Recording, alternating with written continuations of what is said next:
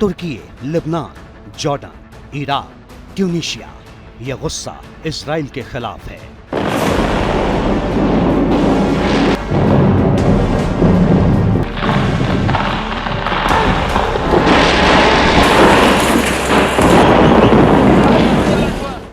Gaza पर बमबारी कर रहे इजराइल के खिलाफ अरब वर्ल्ड में पहले से ही गुस्सा भरा हुआ था, लेकिन अब अल अहली अरब अस्पताल पर हुए अटैक के बाद अरब की धरती धधकने लगी है।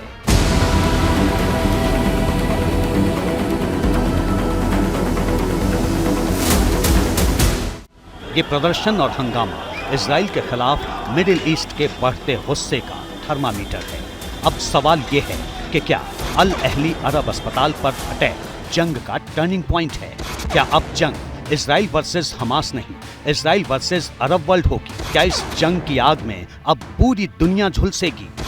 इजराइल के हर नए अटैक के साथ ये सुलगते सवाल और गंभीर होते जा रहे हैं। अरब वर्ल्ड में अब इजराइल के खिलाफ सीधा मोर्चा खोलने की मांग होने लगी है। ये तस्वीरें बेरूत की हैं। यहाँ हाथों में पोस्टर थामे प्रदर्शनकारी हिजबुल्लाह से मांग कर रहे हैं कि वो इजराइल के खिलाफ सीधा मोर्चा खोले। इस गुस्से का असर अमन की उम्मीदों पर भी दिखने लगा है। इजराइल हमास जंग रोकने के लिए जॉर्डन में अहम बैठक होनी थी, लेकिन अल अहली अरब अस्पताल पर हुए अटैक के बाद जॉर्डन ने यह समिट रद्द कर दी। इस बैठक में हमास इजराइल जंग को रोकने के प्लान पर चर्चा होनी थी। इस समिट में जॉर्डन के किंग अब्दुल्ला द्वितीय, मिस्र के राष्ट्रपति अब्दुल फतेह अल सीसी और फिलिस्तीन प्रशासन के प्रमुख मोहम्मद अब्बास को शामिल होना था। उम्मीद थी कि गाजा पर बमों की बारिश के बीच बाइडेन की मौजूदगी में होने वाली इस बातचीत में शांति का कोई रास्ता निकलेगा, लेकिन अस्पताल पर हुए हमले के बाद अब ये रास्ता भी बंद हो गया।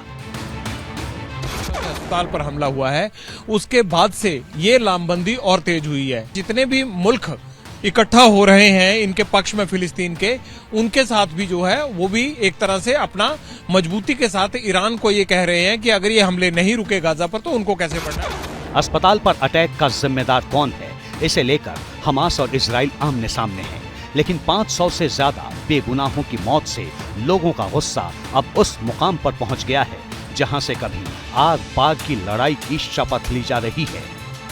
फिलिस्तीन की राजधानी रामल्ला में हूं और ये रामल्ला का सिटी सेंटर है। ये वो सिटी सेंटर है जहां कल रात में जम करके पत्थर चले हैं, जम करके विरोध हुआ है। देखिए यहाँ पर अभी भी हमको दिखाई पड़ रहे हैं, ये सब पत्थर हैं, कल रात में जम करके यहाँ पत्थर चले हैं। वी रामल्ला यही वो जगह है जहाँ पर जम करके रात भर विरोध हुए हैं। गाजा में अस्पताल पर हमला हुआ है, उसके बाद लोगों का गुस्सा फूट पड़ा और बड़ी तादाद में वो यहाँ पर उतर आए सिटी सेंटर और जम करके यहाँ पर नारेबाजी हुई। फिलिस्तीन की सरकार के खिलाफ नारे लगा रहे थे, उनमें जबरदस्त गुस्सा। अरब देशों में अब OIC के बैनर तले इजराइल के खिलाफ मोर्चा खोलने की मांग होने लगी है। जंग के बाद से इजराइल के खिलाफ आग उगल रहे ईरान ने कहा कि अस्पताल पर हमले के गंभीर परिणाम होंगे। सऊदी अरब ने इसे इजराइल का जघन्य अपराध बताया है। जॉर्डन ने इसे नरसंहार और युद्ध अपराध बताया है।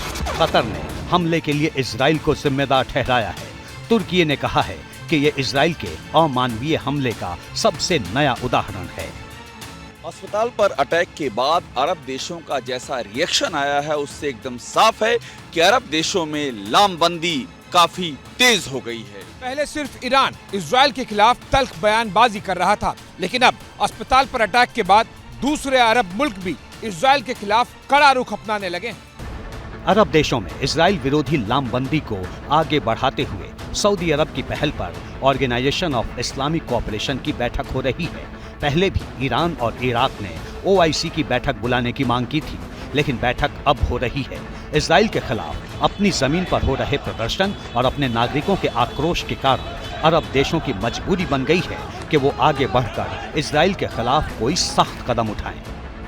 ग्राउंड रियलिटीज को जानने के बाद ये तय होगा कि आखिरकार इजराइल को अगला रुख करना क्या है, और अगर इजराइल आगे कड़ा रुख अपनाता है, अमेरिका उसको शह देकर और समर्थन देकर आगे बढ़ने को कहता है, गाजा पर टैंक और सैनिक जाते हैं, तो जाहिर सी बात है कि मिडिल ईस्ट के देश जिनमें कि ईरान और साथ ही लगता रूस और चीन भी जरूर फिलिस्तीन के पक्ष में उतर सकते हैं, ऐसा माना जा रहा है।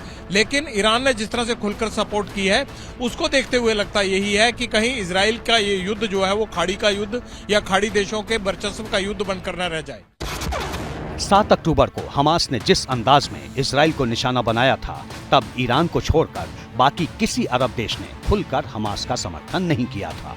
उसके बाद इजराइल के बारूदी एक्शन पर भी अरब देश मौन रहे।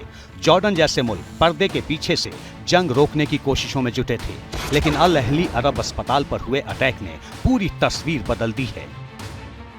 कि जब 7 अक्टूबर को पहला हमला हुआ था, तब मैंने कहा था कि मेरे को उम्मीद थी कि इजराइल की बड़ी इंसिसिव सी स्ट्राइक होगी गाजा के ऊपर और 2-4 दिन में जो हमास की ताकतें ख़त्म हो जाएगी, ख़त्म तो होनी थी, और उसके बाद युद्ध शांत हो जाएगा।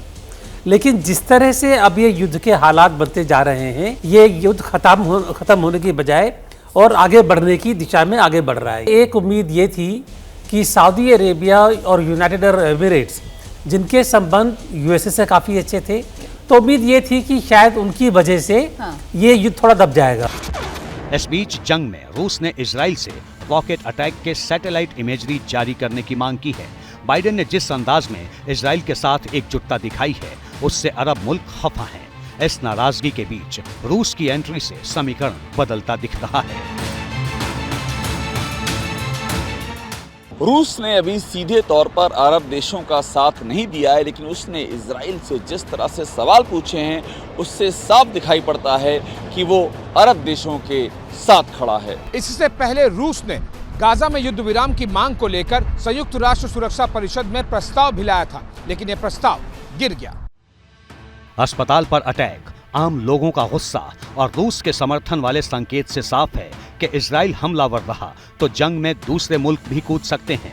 अरब देशों के रुख से अब ये लगने लगा है कि अगर इजराइल के टैंक गाजा की जमीन पर उतरते हैं और गाजा से आम लोगों की मौत की तस्वीरें इसी तरह आती रहीं, तो ये जंग अब और आगे जा सकती है।